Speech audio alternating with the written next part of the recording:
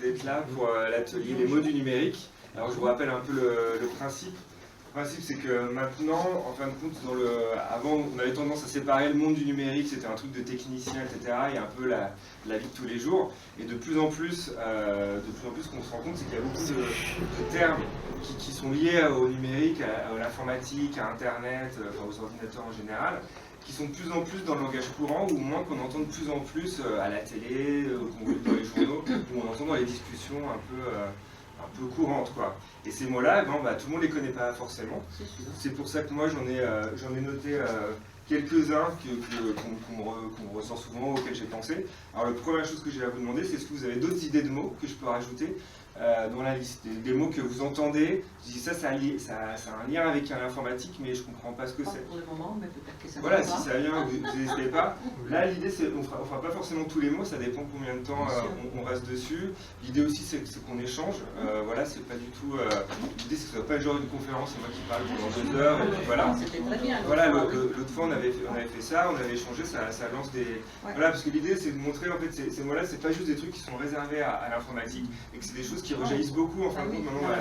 Mais parce qu'il n'y a pas d'étanchéité dans la langue. Exactement, tout est très poreux, et il y a vraiment ce truc-là, c'est des choses maintenant qui sont en fait vraiment dans le réel, en fait. Il n'y a plus vraiment ce truc d'un côté le virtuel et d'un côté le réel. Tout se... Oui, dans la communication, tout ça. Voilà. Là, il y a réalité virtuelle, c'est quand même... Protagonisme. Alors, est-ce que vous voulez que je commence par ça, réalité virtuelle? Par exemple, oui. Alors, je vais demander justement, est-ce que, oui, la réalité virtuelle, effectivement, on dirait un oxymore. Justement, est-ce que quelqu'un sait ce que c'est, a priori, la réalité virtuelle, spontanément? À quoi ça vous fait penser? Virtuelle? Ouais, réalité virtuelle. On met sur quelque chose, on traduit quelque chose de présent, par exemple une course automobile mais par une image. Alors, ouais, c'est un peu ça, ou c'est peut-être un peu l'inverse aussi. Voilà, ou c'est l'inverse. C'est-à-dire que du coup, en fin de compte, la réalité virtuelle, en fait, c'est un terme très précis, ça veut dire vraiment quelque chose maintenant technique, c'est quelque chose qui va arriver en force. Alors, je ne sais pas si vous avez déjà vu, la réalité virtuelle, c'est en fait c'est un dispositif qui permet d'être en contact avec du virtuel en ayant un peu l'impression que c'est du vrai. Dans la réalité. Comment ça se traduit en fait techniquement? En fait, la réalité virtuelle, maintenant, c'est des casques qu'on met sur la tête. Voilà, on a avec des mini-écrans différents, des mini-écrans différents pour chaque œil. Et en fait, chaque écran renvoie une image différente. Et du coup, ça donne une impression de relief. On a aussi un casque audio, et du coup, on a du son, etc. Et en fait, c'est quelque chose qui arrive en force. C'est une vieille idée, ça fait depuis le début des années 90 que ce genre de casque existe.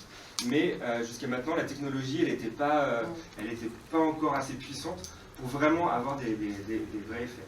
Donc qu'est-ce qui se passe? Donc ce casque, il est relié à un ordinateur, c'est l'ordinateur qui envoie les images, et en fait, voilà, et du coup, nous on est vraiment, voilà, c'est comme si là je suis avec vous, je mets le casque et tout d'un coup je suis, je sais pas moi, en train de faire du ski, ou je suis dans une maison hantée, il y a plein de zombies qui m'arrivent dessus. Voilà, parce qu'évidemment, une des premières utilisations, c'est le jeu vidéo, évidemment. C'est que une des volontés depuis toujours du jeu vidéo, c'est ce qu'on appelle d'être immersif. C'est-à-dire de se sentir vraiment le plus possible dans le jeu. Voilà, et donc au fil des années, les jeux sont de plus en plus réalistes, mais on reste quand même à distance, même s'il y a des possibilités de jouer. Par exemple, il y a la console Wii ou la Wii U, où en fait on a des manettes, et si on fait un geste comme ça, et ben, le personnage à l'écran fait le geste. Mais bon, on est toujours face à un écran. Et là on n'est plus face à un écran, on plonge dedans en fait. Voilà, et du coup, on est vraiment au cœur de l'action. Et le truc est vraiment bien fait, il y a des vecteurs, etc. C'est-à-dire que si je tourne la tête, évidemment, ça suit. Si je regarde en haut, je regarde en bas, je peux voir du coup, je peux me voir moi, mais en fait je peux voir un avatar. C'est-à-dire que je peux être par exemple, moi j'en sais rien, un magicien, un monstre moi aussi, voilà, un guerrier. Il y a d'autres dispositifs où on a des manettes ou des gants, en fait, ce qui fait que du coup, si je suis comme ça, et ben, je vois vraiment ma main qui bouge comme ça, je peux prendre des objets qui ne sont pas là, etc., etc. Et ça, voilà, ça, l'application, c'est en train d'arriver. La marque la plus connue, c'est Oculus Rift. Ça arrive là, ça va être commercialisé cette année, voilà, dit au grand public. Pour l'instant, c'est assez cher, parce que je crois que c'est aux alentours de 700 €. Quelque chose comme ça, juste le dispositif, c'est-à-dire qu'il faut un ordinateur en plus, etc. Mais c'est vraiment une technologie qui va vraiment se développer. Et ce casque, on peut l'avoir par un smartphone? Alors, c'est une bonne question. C'est-à-dire que là, il y a aussi un peu, avec des smartphones, ils font des dispositifs où en fait, tout simplement, parce que les smartphones, ils ont ces outils de géolocalisation en smartphone, maintenant ça comprend si le smartphone il est là ou là, s'il est penché, etc., etc. Donc du coup, ils font des dispositifs qui sont un peu moins disons précis que les vrais casques assez chers. C'est en fait une sorte de casque, mais il y en a certains, c'est juste en carton en fait, dans lequel on glisse son téléphone portable, et après avec des petits programmes, des applications, et ben on a ce truc-là en fait où ça, sur une même scène, on a les deux images en fait qui sont légèrement décalées pour avoir l'impression de relief. C'est exactement, et ça recrée en fait, nous voilà, on regarde avec nos deux yeux, mais voilà, en fait si on fait ça et ça, en fait, on a l'image est légèrement différente. Et c'est les deux ensemble qui permettent de vraiment se croire. Et donc voilà, cette méthodologie arrive. Effectivement, sur des portables maintenant, on peut, voilà, mais forcément l'effet est beaucoup moins saisissant. Et voilà, et encore, même les casques sont pour l'instant encore pas tout à fait perfectionnés parce que, en fait, ils se retrouvent confrontés à des choses typiques de biologie, en fait. C'est-à-dire que tout ce qui est le sens de l'équilibre. En fait, on a des petits cristaux dans les oreilles, dans l'oreille interne, qui permettent de nous faire comprendre à notre corps qu'on est comme ça ou comme ça, etc. Et en fait, avec le casque, et ben, ce truc-là, le cerveau bug un peu, en fait. Et du coup, pour l'instant, il y a beaucoup d'expériences, justement, pour ça des trucs un peu violents, où les gens, des fois, on commence à avoir la nausée, ou mal au crâne, etc. Mais enfin voilà, le domaine est vraiment énorme, et là ils commencent même à faire des expériences. Donc évidemment les premiers trucs ça va être des jeux, mettons je suis dans un château et je tue des gens ou je tire sur des gens, etc. Donc voilà, alors évidemment c'est mieux d'être dans une grande pièce, parce que si on est chez soi que c'est tout petit, on a l'impression que c'est tout grand et en fait on jamais contre le mur. Voilà. Du coup voilà, mais bon là ils font après il y a d'autres techniques là, un peu plus compliquées où carrément c'est des tapis roulants, donc du coup quand on avance en fait il y a le tapis roulant qui va dans tous les sens, etc. Mais donc voilà, il y a plein de domaines d'application, pas seulement le jeu. Là ils font des techniques, j'ai vu une expérience qui se veut un peu pour un truc psychologique, enfin voilà, pour une expérience où en fait, pour tester en fait, je pense l'empathie, en fait, l'expérience commence, donc on met le casque, et donc ce qu'on voit en fait c'est juste une porte d'ascenseur, la porte s'ouvre et tout d'un coup on se retrouve en fait au bord d'un gratte-ciel, avec juste une petite planche en bois suspendue dans le vide et au bout un chaton. Et au bout de la planche un chaton. Donc voilà, c'est pour tester, voir à quel point l'impact de ce truc-là est quand même l'envie de sauver le chaton. Donc tout ça est virtuel. Et donc on voit les gens voilà, qui sont comme ça, qui ont super peur, etc., qui ramassent le chaton. Alors là, pour le coup, pour sentir vraiment quelque chose, ils avaient mettons une peluche, mais en fait, ce qu'on voyait, c'était vraiment un chaton qui bougeait un peu, à peur, etc. Et ce qu'on voit, c'est que les gens ont hyper peur, ils ont vraiment le vertige. Et justement, et autour d'eux, alors qu'ils marchent comme ça, il n'y a rien du tout. Complètement immergés. Voilà, mais autour d'eux, il y a quand même des gens qui sont prêts à les rattraper au cas où ils tombent, même s'ils tombent, en fait, ils vont juste faire ça. Mais l'impression est tellement forte qu'ils risquent de faire un malaise ou voire, enfin voilà, de vraiment avoir l'impression, un peu comme dans un rêve, où on a vraiment l'impression de tomber, alors qu'on est comme ça dans...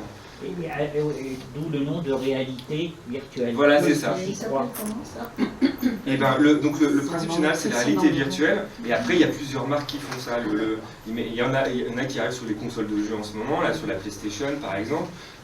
Et la marque la plus connue, c'est Oculus Rift. Voilà. Et là, ça va arriver. Vous allez vraiment on entend parler, parce qu'en fait les domaines ils sont énormes. Là on parle du jeu vidéo, des choses comme ça, mais imaginez par exemple dans l'immobilier, vous voulez faire construire une cuisine ou même votre maison, et ben pour vraiment vous rendre compte si ça vous plaît, paf, vous l'avez, là ça arrive déjà mais on regarde sur l'ordinateur, là c'est vraiment vous baladez dans votre cuisine. Ah ouais, bah non en fait, ah bah non je vais rajouter un tout petit peu plus bas le truc, etc. Il y a ça pour beaucoup de choses, quoi.